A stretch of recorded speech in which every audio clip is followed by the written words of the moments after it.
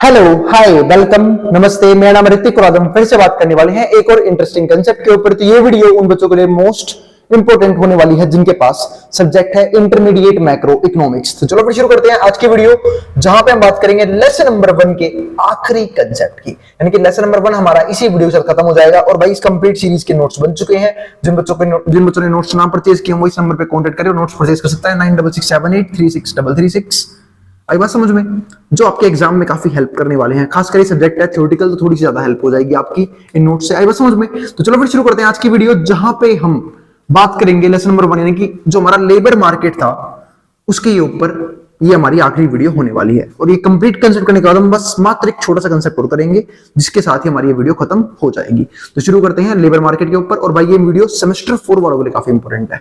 तो आते हैं, अब यहाँ पे देखो क्या लिखा हुआ है, इक्विलिब्रियम रियल वेजेस। अब इक्विलिब्रियम रियल वेजेस तो हमें पढ़ने हैं इस टॉपिक के अंदर, पर उससे पहले ध्यान रखना ये वीडियो वही बता देखना जो जिसने इससे पहले वाली वीडियो यानी जिसने wage setting level wage setting समझा है और प्राइस सेटिंग यानी कि प्राइस को कैसे सेट करते हैं और वेज को कैसे सेट करते हैं वो मैंने समझाया था प्रीवियस वीडियो में। और ये उसका सी पार्ट है। देखो ए और बी पार्ट में वो चीजें समझी थी जो हमने प्रीवियस वीडियो में देखा था, और आज हम बात करेंगे इसके सी पार्ट की कि उन दोनों की हेल्प से हम इक्विलिब्रियम कैसे डिसाइड करते हैं। आएगा समझ में। तो उसके ऊपर आते हैं। तो यहां पे क्या लिखा हुआ है, लेबर इक्विलिब्रियम रियल वेजेस या फिर लेबर मार्केट इक्विलिब्रियम। जो लेबर मार्केट इक्विलिब्रियम है ना, वो कैसे अचीव होगा, ठीक है। इसे बोलते हैं नेचुरल रेट ऑफ अनएम्प्लॉयमेंट। हम सब जानते हैं दुनिया की कोई सी भी इकोनॉमी ऐसी नहीं है जो कंप्लीटली हर एक पर्सन को एम्प्लॉयड कर सके या फिर हर एक पर्सन को जॉब प्रोवाइड कर सके। आई बात समझ में। तो एक होता है natural level of unemployment. Natural level of unemployment क्या है, इतनी तो रहेगी ही रहेगी। इसे कोई सी भी गवर्नमेंट, ठीक है, किसी भी तरह का चेंज करके नहीं कर सकती है। आई बात समझ में। उसे हम बोलते हैं नेचुरल लेवल ऑफ अनएम्प्लॉयमेंट या फिर उसे हम बोल सकते हैं इक्विलिब्रियम, ठीक है, लेवल। आई बात समझ में। तो वो हम आज डिसाइड करने वाले हैं कि कैसे पता लगता है कि जो अब जो है ना हमारी इकोनॉमी में एक इक्विलिब्रियम आ चुका है किस चीज का, एम्प्लॉयमेंट का। ऐसे यहां पर देखो, तो labour market equilibrium is obtained when real wages chosen. जो रियल वेज हमने चूज किया ना, यहां पे जो सारा काम होता है ना वो रियल वेज करता है और वेज सेटिंग रिलेशन करता है, ठीक है। तो रियल वेजेस जो है ना चूज कौन करता है, हमारा वेज सेटिंग, ठीक है, relation equal to the real wages chosen in the price setting relation. हमने दो टॉपिक पढ़े थे प्रीवियस वीडियो में, एक तो वेज सेटिंग रिलेशन, एक पढ़ा था प्राइस सेटिंग रिलेशन। तो ये दोनों जहां पे इक्वल होते हैं ना, वो हमारा क्या होता है, equilibrium level of employment in a economy. आई बात समझ में। जिसे हम एक चीज और बोल सकते हैं, वो क्या, कि नेचुरल लेवल ऑफ अनएम्प्लॉयमेंट, इतनी तो अनएम्प्लॉयमेंट रहेगी रहेगी। आई बात समझ में। तो इस बात का ध्यान रखना। तो ये दोनों जो रिलेशन होते हैं, जब ये दोनों इक्वल हो जाएंगे यानी कि जहां पे इन दोनों का कर्व एक दूसरे को इंटरसेक्ट करेगा, वही हमारा पॉइंट किसका होता है, इक्विलिब्रियम का, ठीक है। और अब आगे चलते हैं। तो in figure 1.1 equilibrium is given by point A. अगर मैं फिगर 1.1 की बात करूं, जैसे इसकी बात करूं, तो यहां पे जो ए जो पॉइंट है ना, ये हमारा किसको दिखाता है, इक्विलिब्रियम को। आई बात समझ में। क्यों, क्योंकि ये हमारा क्या है, प्राइस सेटिंग रिलेशन, जिसको हम रियल वेजेस बोल लेते हैं, ठीक है। ये हमारा अनएम्प्लॉयमेंट, ठीक है। और जो जहां पे ये और ये इंटरसेक्ट कर रहा है, प्राइस इंटरसेक्टिंग, ठीक है। तो ये जो पॉइंट है ना, ये हमारा कौन सा है, इक्विलिब्रियम का पॉइंट है। आई बात समझ में। तो इस चीज को ध्यान रखना। तो यहां पे हमारा क्या आता है, एक पॉइंट आता है natural rate of unemployment. Natural rate of unemployment का मतलब क्या होता है वो समझते हैं। इक्विलिब्रियम अनएम्प्लॉयमेंट रेट, ठीक है, UN is the level where the real wage as determined by the wage setting relation. जहां पे जो हमारा रियल वेज है ना, वो डिटरमाइन कौन करता है, वेज सेटिंग रिलेशन। यानी कि अनएम्प्लॉयमेंट के हिसाब से वेज देखा जाता है। अगर मार्केट में अनएम्प्लॉयमेंट रेट ज्यादा है, यानी कि अनएम्प्लॉयमेंट बहुत ज्यादा है, तो वेजेस जो हैं मजदूरों को, लेबर्स को बहुत कम मिलती है। आई बात समझ में। क्यों, क्योंकि यहां पे एक ऑप्शन आता है प्रोड्यूसर के पास, जैसे कि उनकी तो बार्गेनिंग पावर कम हो जाती है, किनकी, वर्कर्स की, लेकिन प्रोड्यूसर की बार्गेनिंग पावर बढ़ जाती है। क्यों, क्योंकि मेरे को पता है कि भाई अगर मान लो मैं एज ए प्रोड्यूसर सोचूं, ठीक है, मेरे पास मल्टीपल ऑप्शंस है मार्केट में काम करवाने के लिए। आई बात समझ में। तो मुझे कितना लेबर को जो पैसा है वो बहुत कम देना पड़ेगा। आई बात समझ में। क्यों कम देना पड़ेगा, क्योंकि भाई अगर कोई ये काम नहीं करेगा, ये ज्यादा पैसे मांगेगा, मैं किसी और से काम करवा लूंगा। वो ज्यादा पैसे मांगेगा, मैं किसी और से काम करवा लूंगा। उसने फालतू पैसे मांगे, मैं किसी और से करवा लूंगा। तो इस तरीके से जो प्रोड्यूसर के पास है, उसके पास एक अपॉर्चुनिटी बढ़ जाती है, यहाँ पे बार्गेनिंग पावर बढ़ जाती है यहाँ पे। आई बात समझ में। तो यहां हमने क्या बात करी कि equilibrium unemployment rate UN is the level where real wage as determined by the wage setting relation. जहां पे वेज सेटिंग रिलेशन, और वेज सेटिंग रिलेशन में क्या था कि relation of wages with the help of unemployment, ठीक है, is equals to the real wage implied by the price setting relation. मतलब एक वेज हमारा कौन डिटरमाइन करता है, प्राइस सेटिंग रिलेशन, कि मार्केट में प्राइस लेवल क्या चल रहा है। दूसरा वेज जो डिटरमाइन करता है वो कौन डिटरमाइन करता है, अनएम्प्लॉयमेंट किस रेट पे है। जो जहां पे दोनों प्राइसेस एक दूसरे को काटेंगे, इक्वल होंगे, वो प्राइस हमारा क्या होता है, नेचुरल लेवल ऑफ अनएम्प्लॉयमेंट। आई बात समझ में। और इसको हम क्या बोलते हैं, इक्विलिब्रियम लेवल ऑफ एम्प्लॉयमेंट। तो दोनों एक ही बात है, इस बात का ध्यान रखना। फिर हमारे पास आता है अगला पॉइंट कि ये काम कैसे करता है, ठीक है, और इसमें हम कैसे कैसे चेंजेस लेके आ सकते हैं, ठीक है। तो हमने एम्प्लॉयमेंट वर्ड का मतलब समझ लिया, और ये जो टॉपिक था इक्विलिब्रियम वो यहां तक हमारा खत्म हो चुका है। लेकिन इसमें चेंजेस कैसे आते हैं, इक्विलिब्रियम में भी चेंज करना पड़ता है कई बार, चेंज कैसे आते हैं वो हम समझते हैं, ठीक है। जैसे यहां पे देखो, अब नेचुरल रेट ऑफ अनएम्प्लॉयमेंट का मतलब क्या है, नेचुरल रेट ऑफ अनएम्प्लॉयमेंट तो पढ़ा चुका मैं, चेंजेस विद एनी चेंज, तो चेंज होगा any change in wage setting relation. मतलब देखो एक सिंपल सी बात है, वेज जो इक्विलिब्रियम रेट है उसे कौन डिटरमाइन करता है, एक तो वेज सेटिंग रिलेशन या फिर प्राइस सेटिंग रिलेशन।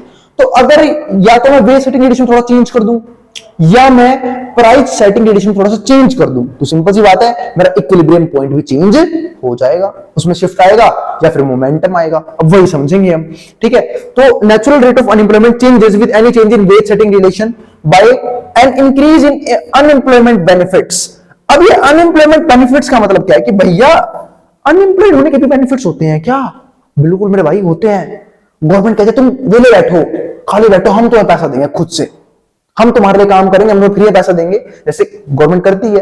देखो बहुत सी जगह में इकोनॉमी आप अगर पढ़ोगे तो बहुत सी कंट्रीज ऐसी हैं, यूरोपियन कंट्रीज, ठीक है, जहां पे अगर गवर्नमेंट जॉब, ठीक है, गवर्नमेंट जॉब बोल रहा हूं, जहां पे गवर्नमेंट है ना, अगर कोई बंदा जॉब नहीं मिल रही है उसको, या फिर उसकी जॉब छूट गई, उसने जॉब लूज कर दी अपनी, उसको पैसा प्रोवाइड करती है ताकि वो अपने बेसिक नीड्स को कंप्लीट कर पाए। लेकिन हमारे वहां गवर्नमेंट खुद कंगाल है, ठीक है, कंगाल नहीं भी है तो गवर्नमेंट के पास जो पैसा है वो गवर्नमेंट अपने लिए खर्च करती है, खुद मर्सिडीज में घूमेंगे, ठीक है, जो जिनको हम इलेक्ट करते हैं एज अ रिप्रेजेंटेटिव, हमें उससे फर्क नहीं पड़ता। लेकिन गवर्नमेंट क्या करती है, उसके लिए हमें सोचते कि इन्हें क्या चाहिए, बेसिकली रोटी, कपड़ा और मकान, तो रोटी का इंतजाम तो आराम से कर देती है, कैसे, राशन प्रोवाइड करके। तो मतलब बेसिक नीड्स जो है ना गवर्नमेंट भी फुलफिल कर देती है। आई बात समझ में, किसी भी इकोनॉमी में। या फिर जैसे यहाँ पे क्या लिखा हुआ है, अनएम्प्लॉयमेंट बेनिफिट्स। अनएम्प्लॉयमेंट बेनिफिट्स का मतलब ये होता है कि अगर कोई बंदा अनएम्प्लॉयड हो गया, ठीक है, तो हम उसे बेनिफिट्स प्रोवाइड करेंगे, तो उसका ठेका खुद गवर्नमेंट ले लेती है। आप लोगों ने पढ़ा होगा मनरेगा करके, है ना, मनरेगा एक स्कीम आई थी, ठीक है, इसको आप सर्च करा गूगल पे, आपको पता लग जाएगा क्या होता है ये। इसमें यही दिखाया था, ये एक स्कीम जो आई थी ना वो प्रीवियस टाइम पे आई थी गवर्नमेंट की, कि अगर हम किसी भी पर्सन को एम्प्लॉयमेंट प्रोवाइड नहीं कर पाए जो काम चाहता है, ठीक है, तो हम या तो उसे एम्प्लॉयमेंट प्रोवाइड करेंगे आने वाले कुछ दिनों का, अगर उसकी काम छूट गई है, और अगर एम्प्लॉयमेंट प्रोवाइड नहीं कर पा रहे तो उस बदले में क्या देंगे, उसके वेजेस, मतलब फ्री में आपको वेजेस मिलेंगे अगर गवर्नमेंट आपको काम प्रोवाइड नहीं कर पा रही, ताकि आपकी और आपकी फैमिली क्या रहे, सेफ रहे। तो ये स्कीम को हम क्या बोलती थी, मनरेगा। तो ये भी क्या एक तरह का गवर्नमेंट का बेनिफिट, सॉरी गवर्नमेंट का बेनिफिट नहीं, गवर्नमेंट तो है ही अनएम्प्लॉयमेंट बेनिफिट। आई बात समझ में, कि अगर कोई बंदा अनएम्प्लॉयड है तो उसको भी तो बेनिफिट मिलेगा ये, ठीक है, मनरेगा वाला। आई बात समझ में, तो इस बात का ध्यान रखना। तो ये था हमारा अनएम्प्लॉयमेंट बेनिफिट। अब unemployment benefit shift the wage setting relation curve to the right. अब जो अनएम्प्लॉयमेंट बेनिफिट है वो ना क्या कर देता है, वेज सेटिंग रिलेशन को राइटवर्ड शिफ्ट कर देता है। जैसे इस ग्राफ को देखो, उसने वेज सेटिंग रिलेशन को राइटवर्ड शिफ्ट कर दिया, ठीक है, राइटवर्ड शिफ्ट क्यों कर दिया, अब वो समझने की थोड़ी सी हम कोशिश यहां पे करते हैं, ठीक है। इस बात का मतलब क्या है, देखो अगर मान लो अनएम्प्लॉयमेंट बेनिफिट राइज करते हैं, मैंने क्या लिखा, अनएम्प्लॉयमेंट बेनिफिट अगर हमारे बढ़ते हैं, मतलब गवर्नमेंट अनएम्प्लॉयड होने के लिए हमें बेनिफिट्स प्रोवाइड करते हैं, वो भी एडिशनल बेनिफिट्स प्रोवाइड करती है, अच्छे बेनिफिट्स प्रोवाइड करती है।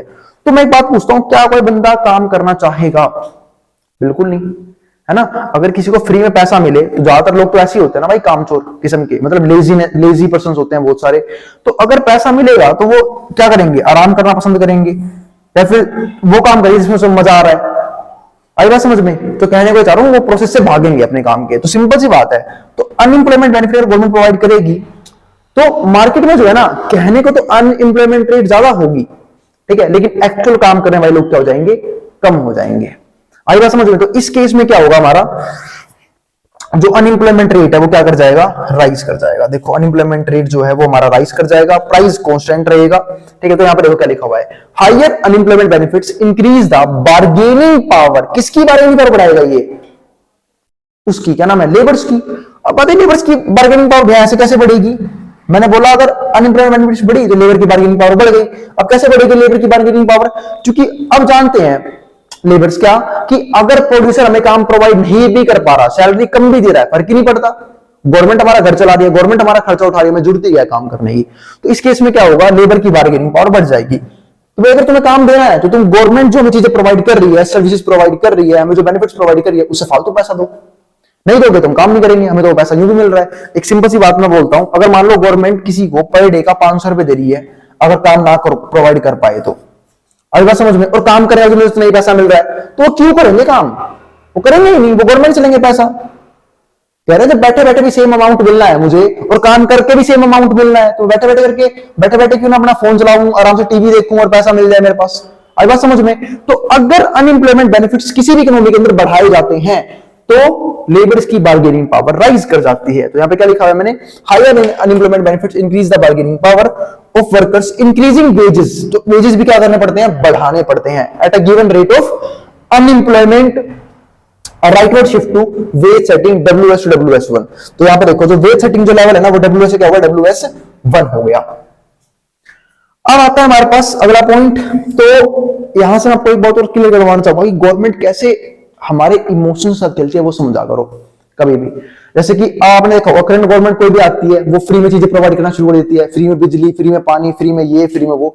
तुम बोलोगे गवर्नमेंट अच्छी बात है फ्री में प्रोवाइड कर रही है, पर मैं इस चीज को बेटर नहीं मानता। इस तरीके से क्या होता है, जो हमारी देश की जनता है वो क्या हो जाएगी, लेजी हो जाएगी, काम करना पसंद नहीं करेगी कि पैसा फ्री में मिल रहा है। अब इससे दिक्कतें क्या आएंगी, कल को अगर उनसे वो चीज छीन ली तो कैपेबल भी नहीं है कहीं पे काम करने के लिए। क्यों? ना तुमने कोई स्किल सीखी, ना उन्हें काम करने की हैबिट, वो लेजी भी है, तो क्या कोई उन्हें जॉब प्रोवाइड करेगा? नहीं करेगा। मान लो कोई ऐसी गवर्नमेंट आई, ठीक है, जो पूरी कंजूस है, मक्खी चूस है, ठीक है, और उनसे सारी जॉब छीन ली जाए, ठीक है, कि भाई हम तो पैसा नहीं देंगे, पैसा कमाओ, मतलब एक तरह से मान लो गवर्नमेंट सेक्टर ऑलरेडी खत्म कर दिया, सब कुछ प्राइवेटाइज कर दिया, तब क्या करेगी वैसी जनता? ठीक है, तो इस तरीके से गवर्नमेंट हमारा नुकसान ही करते। इससे बढ़कर ये होगी गवर्नमेंट एम्प्लॉयमेंट के वेज बढ़ा दे कि भाई आप यहां पे भी काम कर सकते हो, आपके लिए यहां भी इंप्लॉयमेंट अपॉर्चुनिटीज है, यहां भी इंप्लॉयमेंट अपॉर्चुनिटीज है। तो इस तरीके से ना जो लोग हैं लेजी भी नहीं होंगे, क्रिएटिव भी होंगे और अच्छे से काम भी करेंगे। अगर समझ में, तो ये होता है नुकसान जब कोई भी गवर्नमेंट कुछ चीजों को ना, बेसिक नीड्स तो चलो जिनको नहीं फुलफिल, जो नहीं फुलफिल कर रहे उनको तो दो फ्री में। जैसे किसी की जॉब चली गई, सडनली चली गई, उसे जॉब मिल भी नहीं रही है, वो एफर्ट्स मार भी रहा है, तो उसे जॉब दिलाओ, नहीं दिला पाए तो हाँ भाई तब तो आपको उनके लिए एक्शन लेना चाहिए। लेकिन अगर आप किसी चीज को फ्री में प्रोवाइड करिए पूरी इकोनॉमी के अंदर, तो इस तरीके से जो हमारी देश की जनता है वो क्या होती चली जाएगी, लेजी होती चली जाएगी। अब आगे समझते हैं, an increase in markup charged by firm reduces the real wages as implied by the price setting relation. अब इस दूसरा पॉइंट क्या लिखा मैंने, अगर markup charge by the firm reduce an increase in markup charge. अगर मार्कअप चार्ज का मतलब पता है क्या होता है, देखो आप लोगों ने सब पढ़ा होगा MRP, जिसे हम बोलते हैं maximum retailing price, maximum retail price. आई बात समझ में? इसका मतलब क्या है कि जब मैं मार्केट खरीदने भी गया, इसके ऊपर भी क्या लिखा हुआ था, MRP, कि मैं इसे कितने में खरीद सकता हूं, और कंट्री में मैं किसी भी से चला जाऊं वो उतने में ही मिलेगा मुझे, क्योंकि उसमें हर तरह के टैक्स इंक्लूड होते हैं। आई बात समझ में? तो जब मैं MRP की बात करता हूं तो मार्कअप चार्ज कब बढ़ता है? एक तो पहली बात, कोई भी कंपनी, कोई भी प्रोड्यूसर इजीली प्राइस को नहीं बढ़ा सकता। अगर मैं प्राइस को बढ़ाने की बात करूं तो क्या कोई भी कंपनी अपना प्राइस बढ़ा लेगी? नहीं। ठीक है, चाहे मैं ही क्यों ना हूं, अगर कोई भी प्रोड्यूसर दुनिया का है वो प्राइस बढ़ाने कुछ तरीके होते हैं। अगर मान लो किसी ने प्राइस बढ़ाई, भाई उसके कॉम्पिटिटर भी तो होंगे जो मार्केट में एंटर करेंगे, ठीक है, जो मार्केट में उसका शेयर का हिस्सा ले जाएंगे। आई बात समझ में? तो प्राइस बढ़ाना किसी भी प्रोड्यूसर के लिए इतना आसान नहीं होता। और प्राइस कब बढ़ता है? जब वो मोनोपोली क्रिएट कर ले। अब मान लो बहुत सारी कंपनीज हैं, सपोज करो मैं इनमें से कुछ नाम दे दूं, डोम्स हो गई, नटराज हो गई, ठीक है, और भी फ्लांट कंपनी होंगी XYZ जो मार्केट बनाती होंगी। अगर उन्हें मार्केट का प्राइस राइज करना है तो एक तरीके से कर सकते हैं कि पहले तो क्या, वो कार्टेल फॉर्म कर ले। कार्टेल फॉर्म करने का मतलब क्या होता है, इसे हम बोलते हैं कोलिजन बनाना। इसका मतलब क्या होता है, वो कंबाइन कर ले, अपने आप को कंबाइन कर ले और एक ही प्राइस सेट करे। एक ही प्राइस सेट करने का मतलब क्या है कि एक सिंगल प्राइस, चाहे किसी भी कंपनी से लो, A कंपनी से लो, B कंपनी से लो, C कंपनी से लो, आपको प्राइस लेवल सेम मिलेगा। तो इस तरीके से मार्कअप प्राइस बढ़ाया जाता है। आई बात समझ में? यानी कि प्रोड्यूसर ने अपना कंपटीशन खत्म कर लिया और उन्होंने क्या सोचा कि कंज्यूमर से सारा पैसा वसूला जाए। और ये कब होता है, जब या तो मोनोपोली कंपनी हो कोई, या फिर मोनोपोली फॉर्म करने की कोशिश करे। मैं आपको एग्जांपल देता हूं, इसका बेस्ट एग्जांपल है, आप कभी सब्जी मंडी में जाना, जैसे कभी गए भी हो गए बचपन में अपनी मम्मी वगैरह के साथ, आप कभी सब्जियों के रेट के एस्टिमेटेड वैल्यूज देखना। मार्केट में ना रेट उतरते हैं, कोई सब्जी वाला अपने रेट नहीं बोलता, रेट मार्केट में उतरते हैं। आप थोड़ी बहुत ही बार्गेनिंग कर सकते हो वहां पे। आई बात समझ में? मतलब क्या कि अगर आप कोई चीज लेने जाओ ना, वहां पे उस चीज के रेट आपको ऑलमोस्ट हर जगह सेम मिलेंगे। तो बात है भैया, क्या सब्जी वाले रेट बता देते हैं दूसरे को? रेट बताते नहीं मेरे भाई, मार्केट में रेट आते हैं, क्योंकि ना पता उन्हें सस्ते में बेचे तो उनकी राइवलरी फर्म जो है, ठीक है, मतलब महंगे बेचे तो राइवलरी फर्म उनका जो शेयर का है वो खा जाएगी। सपोज करो अगर मान लो कोई बंदा आलू ही बेच रहा है, ठीक है, मैं एग्जांपल देता हूं, अगर वो 50 रुपए, सॉरी ज्यादा बड़ा अमाउंट लिया, 20 रुपए किलो बेच रहा है, ठीक है, लेकिन कोई दूसरी फर्म है, ठीक है, जिसने सोचा कि मैं तो महंगे बेचूंगा, मेरी क्वालिटी और अच्छी है, उसने 30 रुपए किलो बेचना शुरू कर दिया, कोई नहीं लेगा इसके पास, सब इसके पास जाएंगे, ठीक है, क्योंकि इन चीजों में क्वालिटी इतनी मैटर नहीं करती है। तो ये लोग ना अपना एक फिक्स रेट रखते हैं कि चाहे आप यहां से लो, चाहे वहां से लो, चाहे कहीं और से लो, आपको ऑलमोस्ट रेट सेम मिलेगा, बस थोड़ी बहुत बार्गेनिंग आप कर सकते हो, क्वालिटी के ऊपर भी होती है वो बार्गेनिंग। आई बात समझ में? अगर आपको सड़ी हुई चीज चाहिए तो सस्ते मिल जाएगी, ठीक है, सेम क्वालिटी चीज चाहिए तो आपको सेम प्राइस लेवल पे करना पड़ेगा, ठीक है। तो अब हमने क्या समझा यहाँ पे कि अनएम्प्लॉयमेंट, ये तुमने पढ़ लिया अनएम्प्लॉयमेंट बेनिफिट का, तो हमने समझा कि मार्कअप प्राइस जो है, मार्कअप चार्ज प्राइस, वो कैसे बढ़ाया जाता है, ठीक है, और ये कब बढ़ेगा, ठीक है, firm reduces to the real wages. अब इस तरीके से क्या होगा, जैसे मार्कअप चार्ज बढ़ेगा, और ये बढ़ेगा कब, जब फर्म कार्टेल फॉर्म करेगी या फिर मोनोपोली बनाने की कोशिश करेगी, इस तरीके से जो रियल वेजेस होंगे ना वो अपने आप ही कम हो जाएंगे। The reduces the real wages as implied by the price setting relation, कि जो प्राइस जो है, जो वेजेस जो है प्राइस सेटिंग रिलेशन ने तय किए थे वो भी हमारे खत्म हो जाएंगे, कोई काम नहीं बचेगा उनका। कोई काम क्यों नहीं बचेगा? जो एक सिंपल सी बात है, अगर मार्केट में रेट बढ़ गए तो मैंने आपको समझाया था रियल वेज का सीधा सा रिलेशन किससे होता है, वेजेस से, वो भी करंट प्राइस के हिसाब से। तो अगर मार्केट में प्राइस लेवल बढ़ा दिया तो अब तो वेजेस जो भी बढ़े हैं उन्हें कम ही लगेगा वो वेजेस, क्योंकि मार्केट में प्राइस लेवल काफी हाई हो चुका है, इन्फ्लेशन बढ़ चुका है, महंगाई आ चुकी है, तो जो भी कमा रहे हो सब खर्च हो जाएगा, वो कम भी पड़ेगा, ठीक है। तो ये दिक्कत होती है। तो price setting relation reading to a downward shift the price setting relation, और यहाँ पे देखो डाउनवर्ड शिफ्ट आ गया। अगर यहाँ पे देखो ये रहा, पहले यहाँ पे थी इकोनॉमी, जब प्राइस लेवल ये था, फिर प्राइस लेवल ये हो गया, अब ये आ गया हमारा ए डैश। आई बात समझ में? और ये कब होता है, अब इस तरीके से क्या होगा, हमारी अनएम्प्लॉयमेंट रेट जो है वो फिर से क्या हो जाएगी, बढ़ जाएगी, ठीक है। तो अब आगे समझते हैं। नोट में क्या है, the natural rate of unemployment is also called the structural rate of unemployment. जो नेचुरल रेट ऑफ अनएम्प्लॉयमेंट होता है ना किसी भी इकोनॉमी के अंदर, इसको हम बोलते हैं स्ट्रक्चरल रेट ऑफ अनएम्प्लॉयमेंट। जैसे हमने देखा होगा कि हमारी कंट्री जो है इंडिया की, अगर मैं बात करूं तो इंडिया में जो है अनएम्प्लॉयमेंट बहुत ज्यादा है ना, यानी कि बेरोजगारी बहुत ज्यादा है, और उसके बहुत से फैक्टर्स है। तो अगर मुझे उसको दूर करना है तो हमें जो है अपनी को इकोनॉमी के अंदर कुछ मेजर स्ट्रक्चरल चेंजेस करने पड़ेंगे।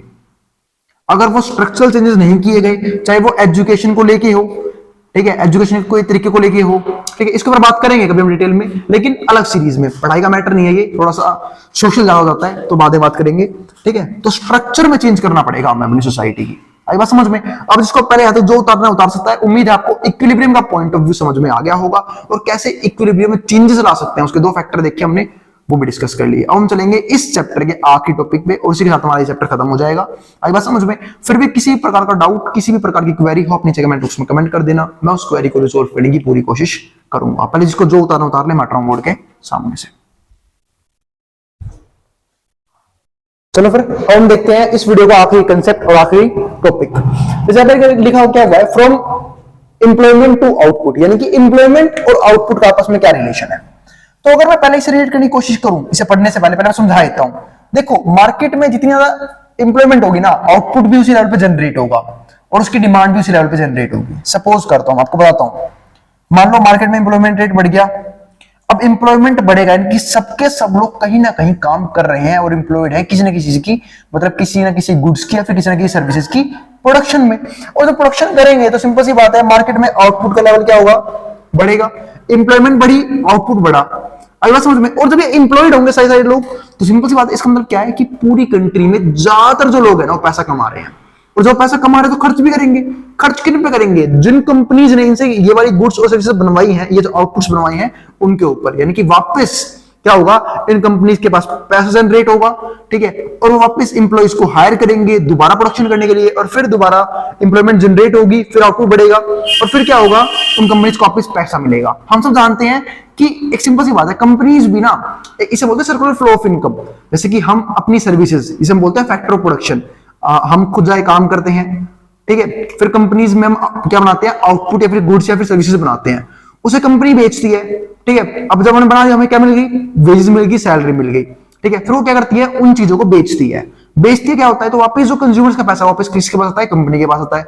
कंपनी फिर फर्दर प्रोडक्शन करवाती है, उसके लिए एम्प्लॉइज रखती है, फिर एम्प्लॉइज क्या देती है, सैलरी या फिर वेजेस, यानी कि अब कंपनी का पैसा किसके पास आ गया, फिर से वेजेस के तौर पे कंज्यूमर्स के पास। फिर कंज्यूमर कंज्यूम करेंगे, वापस किसके पास जाएगा, प्रोड्यूसर्स के पास। इस तरीके से सर्कुलर फ्लो ऑफ इनकम चलती रहती है। तो कहना है चाह रहा हूं, इंप्लॉयमेंट रेट जितनी ज्यादा होगी, आउटपुट लेवल उतना ज्यादा होगा।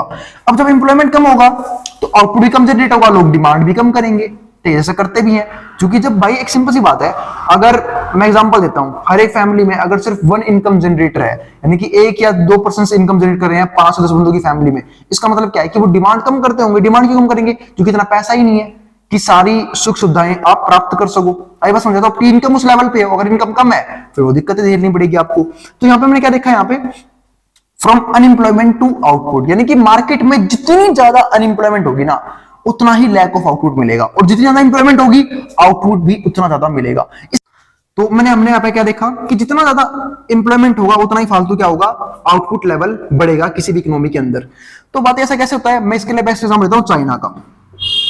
अब आपने अगर चाइना कंट्री को देखा हो तो यहां पे जो है, जैसे कि कई बच्चे मेरे से पूछते हैं कि भैया चाइना और इंडिया ऑलमोस्ट पॉपुलेशन में सेम है, या फिर कभी तो ऐसा टाइम था, अब सेम हुआ है ना। पहले तो ऐसा दौर था जहां पे चाइना की पॉपुलेशन इंडिया से बहुत ज्यादा थी, ठीक है, लेकिन चाइना की इकोनॉमी फिर भी बहुत अच्छी है, और हम लोग क्या अपनी पॉपुलेशन को लेकर ही रोते रहते हैं। तो बात है, उसकी पॉपुलेशन है लेकिन उसकी इकोनॉमी इतना ग्रो क्यों करती है, उसमें फर्क क्या है कि मैं एग्जांपल देता हूं, चाइना और इंडिया में सिर्फ एक बात का फर्क है कि चाइना में जितने भी लोग हैं वो सब क्या कर रहे हैं, किसी ना किसी तरह की गुड्स और सर्विस की प्रोडक्शन में इन्वॉल्व है, ठीक है। यानी कि क्या करते हैं, प्रोडक्शन करते हैं, तो क्या बोल सकता हूं उन्हें, एसेट्स हैं, यानी कि पैसा जनरेट करने का काम करते हैं। अब हो सकता है वो उन गुड्स सर्विस को अपनी कंट्री में ना बेच पाते हो, तो भाई दूसरी कंट्री में बेच पाते हो। जैसे अगर आज भी आप हमारी कंट्री का देखोगे ना, तो हमारी कंट्री में जो है वो आज भी इंपोर्ट ज्यादा किया जाता है, एक्सपोर्ट कम किया जाता है, ठीक है। यानी कि हम कहीं ना कहीं डिपेंडेंट हैं अपनी फैसिलिटीज के लिए दूसरी कंट्रीज पे, दूसरी कंट्रीज की गुड्स और सर्विसेज पे। लेकिन इसके साथ ऐसा नहीं है, इसने अपना वो क्या बना रखा है, प्रोडक्शन हब, यानी कि ये सब चीजें अपनी खुद की बनाई हुई यूज करते हैं, और खुद ही यूज नहीं करते, बाकी दुनिया भी इनकी बनाई चीजों को यूज करता है, ठीक है। जिनके लिए यहाँ के हर एक लोगों को क्या मिला हुआ है, काम मिला हुआ है, तो इनकी इकोनॉमी काफी चल रही है। लेकिन हमारी कंट्री में क्या है, हमारी कंट्री के लोग ही क्या है, लाइबिलिटीज। अब बात ये लाइबिलिटीज क्या है, क्योंकि भाई ये सिर्फ क्या करते हैं, पैसा फूकते हैं, ठीक है। ज्यादातर लोग काम, मतलब आप सोच के देखो ना खुद ही, अगर इंडिया में क्या है, 5-7 जनों की फैमिली में हर सिर्फ एक बंदा इनकम जनरेट कर रहा होता है, वो एक सबसे बड़ा नुकसान मानता हूं मैं, ग्रोथ ना कर पाने का। क्यों नुकसान मानता हूं, क्योंकि सिंपल सी बात है, अगर वो थोड़ा बहुत टाइम वो भी अपनी अर्निंग में लगाए, तो हो सकता है इंडिया की इकोनॉमी वापस क्या बढ़ेगी। वो कुछ ऐसा प्रोडक्शन, कुछ ऐसे गुड्स का प्रोडक्शन करें या फिर सर्विसेज का प्रोडक्शन करें जो बाकी अदर कंट्रीज में भी हम बेच सके। आई बात समझ में, इस तरीके से क्या होगा कि हमारी कंट्री में हर एक लोगों को क्या मिलेगी, इंप्लॉयमेंट मिलेगी, इंप्लॉयमेंट मिलेगा तो आउटपुट लेवल बढ़ेगा, आउटपुट लेवल बढ़ेगा तो इकोनॉमी का लेवल राइज करेगा। आई बात समझ में, तो इस तरीके से दूसरे को कंप्लीट करते हैं। तो यहाँ पे क्या लिखा हुआ है, द ISLM, ठीक है, दो कर्व होते हैं, analysis determines the equilibrium level of output in an economy. ये डिटरमाइन करते हैं इक्विलिब्रियम लेवल ऑफ आउटपुट क्या इकोनॉमी के अंदर। Within the framework of ISLM analysis, changes in monetary और physical policy lead to changes in equilibrium output. अब जो change आता है ना, मॉनेटरी पॉलिसी में हो चाहे फिजिकल पॉलिसी में हो, वो इक्विलिब्रियम आउटपुट को भी चेंज करता है। मैं इसका भी एग्जांपल देता हूं, ठीक है, कि कैसे मॉनेटरी पॉलिसी और फिजिकल पॉलिसी आउटपुट लेवल को चेंज करता है। एक सिंपल सी बात है, आप देखा होगा, मैं 2 वर्ड के नाम लूंगा यहाँ पे, एक है इन्फ्लेशन, आज की वीडियो थोड़ी सी डिटेल्ड होने वाली है और हो चुकी होगी अब तक तो, इन्फ्लेशन, दूसरा बोलता हूं डिफ्लेशन, ठीक है। अगर मार्केट में इन्फ्लेशन ज्यादा है तो आरबीआई के पास कुछ टूल्स होते हैं इसे कंट्रोल करने के लिए, यानी कि महंगाई ज्यादा है, महंगाई कब होती है, जब सिंपल सी बात है लोगों के पास मार्केट में पैसा ज्यादा हो। अगर लोगों के पास पैसा होगा, ठीक है, तो मार्केट में क्या होगी, डिमांड, यानी कि जब लोगों के पास क्या है, जो अमाउंट है, मनी है, वो बहुत ज्यादा है, मार्केट में मनी ज्यादा है, तो लोग डिमांड करेंगे कि भाई पैसा है तभी तो सामान खरीदेंगे, डिमांड करेंगे, जो डिमांड करेंगे तो प्राइस राइज करेंगे, और जब प्राइस राइज करते हैं तो क्या होता है, इन्फ्लेशन क्रिएट होता है। तो आरबीआई ने दिमाग लगाया, क्यों ना मार्केट से पैसा छीन लिया जाए, है ना। अब बात है भैया, हमारा पैसा आरबीआई छीन लेगी, छीन सकती है भाई, बताता हूँ छीनती है आरबीआई पैसा। आरबीआई करती क्या है, अपना अप्लाई करते हैं मॉनेटरी पॉलिसी, या तो वो क्या करती है, जो इंटरेस्ट ऑन लोन होता है ना, इंटरेस्ट ऑन लोन, इसको बढ़ा देती है। इंटरेस्ट ऑन लोन ये भी एक तरीका होता है बहुत बढ़िया। इंटरेस्ट ऑन लोन जैसे राइज होगा तो लोग लोन लेना कम कर देंगे। जब लोन नहीं ले पाएंगे तो मार्केट में पैसे का फ्लो थोड़ा टाइम में रुक जाएगा, और जब पैसे का फ्लो रुक जाएगा तो इससे होता क्या है, जब पैसे का फ्लो रुकेगा तो सिंपल सी बात है, मार्केट से पैसा गया तो डिमांड गई तो इन्फ्लेशन वापस किसमें से, प्राइस राइज नहीं करेंगे, प्राइस वापस क्या हो जाएंगे, कम हो जाएंगे। एक और एग्जांपल समझते हैं, अगर इंटरेस्ट ऑन लोन अगर राइज नहीं किए तो लोग क्या करते हैं, बॉन्ड्स इश्यू कर देते हैं। जिनको बॉन्ड्स नहीं पता क्या बताऊं मैं उन्हें फिर, ठीक है। तो बॉन्ड्स का मतलब पता क्या होता है, बॉन्ड्स आप कॉलेज में हो, बॉन्ड्स का मतलब होता है कि कुछ पेपर्स देती है प्रॉपर्टी के तौर पे, एसेट के तौर पे, कि आप इतने रुपए जमा करो बैंक में, आपको पेपर दे दिए और आपको इतना फिक्स इंटरेस्ट मिलने वाला है, सोच लो 12% 15% साल का। आई बात समझ में? तो इस तरीके से लोग जो है लालच में आते हैं, वो अपना पैसा किसको दे देते हैं, गवर्नमेंट को या फिर बैंक्स को, आरबीआई को। आरबीआई है क्या, गवर्नमेंट का बैंक, उसको पैसे दे दिया, ठीक है। अब थोड़ा टाइम क्या हुआ, मार्केट से पैसा निकाल लिया, किसने निकाल लिया, आरबीआई ने या फिर गवर्नमेंट ने। और जब पैसा निकाल लिया तो फिर से क्या होगा, प्राइस मनी कम हो जाएगी मार्केट में, डिमांड कम हो गई, प्राइस वापस क्या हो जाएंगे, मार्केट ठंडी हो जाएगी, है ना, प्राइस कम हो जाएंगे। और इसका उल्टा भी होता है। और अगर मार्केट में कभी मान लो डिमांड कम है, बहुत कम है, पैसा बहुत कम है, प्राइस बहुत कम है, तो इसका भी उल्टा भी करती है आरबीआई, यानी कि इंटरेस्ट लोन को सस्ता कर देती है ताकि लोग ज्यादा से ज्यादा लोन ले, और मार्केट में पैसा आएगा तो डिमांड बढ़ेगी, डिमांड बढ़ेगी तो प्राइस वापस ठीक ठाक लेवल पे पहुंच जाएंगे। तो ऐसे कंट्रोल होता है इन्फ्लेशन और डिफ्लेशन, इसी को क्या बोलते हैं, मॉनेटरी और फिजिकल पॉलिसी। सॉरी। अब बात यह आती है कि भैया जो इक्विलिब्रियम आउटपुट है उसका क्या लेना देना है इससे, तो भाई डिमांड से क्या मतलब होता है इक्विलिब्रियम आउटपुट का, आई बात समझ में? तो ये कैसे कंट्रोल होता है। फिर हमारे पास क्या आता है, कंक्लूजन रिस्पॉन्स। तो labour market equilibrium determines the level of output economy. और ये तो मैं पहले बता चुका हूं कि जो लेबर मार्केट इक्विलिब्रियम है ना, वो डिटरमाइन करते हैं कि आउटपुट का लेवल क्या होगा इकोनॉमी के अंदर। जितना कम लोग अनएम्प्लॉयड होंगे, यानी कि जितना फालतू लोगों को एम्प्लॉयमेंट मिली होगी, आउटपुट लेवल भी उतना ही ज्यादा होगा। फिर क्या आता है, इन शॉर्ट टर्म। जो शॉर्ट टर्म है मतलब क्या, कि जो मैंने बोला ना मॉनेटरी पॉलिसी या फिर फिजिकल पॉलिसीज, ये सिर्फ शॉर्ट टर्म में काम करते हैं, छोटे मोटे टाइम पीरियड के लिए, ठीक है, कुछ महीनों के लिए, ठीक है। तो ऐसे काम करते हैं, determine the equilibrium level of output. But अगर मैं लॉन्ग रन की बात करूं, ठीक है, यानी कि एक साल से फालतू करें, तो लॉन्ग रन में output remains at natural level of employment और अनएम्प्लॉयमेंट। आई बात समझ में? यहां पे स्पेलिंग चेंज करते हैं, अनएम्प्लॉयमेंट। आई बात समझ में? तो जो आउटपुट रिमेन्स है, ठीक है, मतलब जो आउटपुट है वो किससे फर्क पड़ता है उसका, अनएम्प्लॉयमेंट से। अगर अनएम्प्लॉयमेंट मार्केट में बहुत ज्यादा है, इसका मतलब क्या है कि लोग बहुत ज्यादा बेरोजगार हैं, काम ज्यादा नहीं मिल रहा है, ना ही वो ज्यादा प्रोडक्शन कर रहे हैं। इस तरीके से क्या होता है, मार्केट में आउटपुट लेवल भी कम हो जाता है। वो मैं सबसे पहले मैंने ये वाला पॉइंट डिस्कस किया था, ठीक है, जो हम लॉन्ग रन में जो इफेक्ट करता है। फिर शॉर्ट रन में समझ लिया।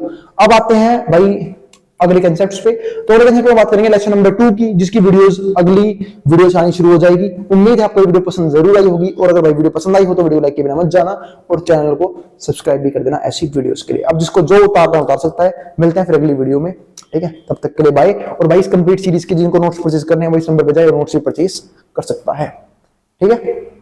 तो जिसको जो उतारना उतार ले, मैं बोर्ड के सामने से।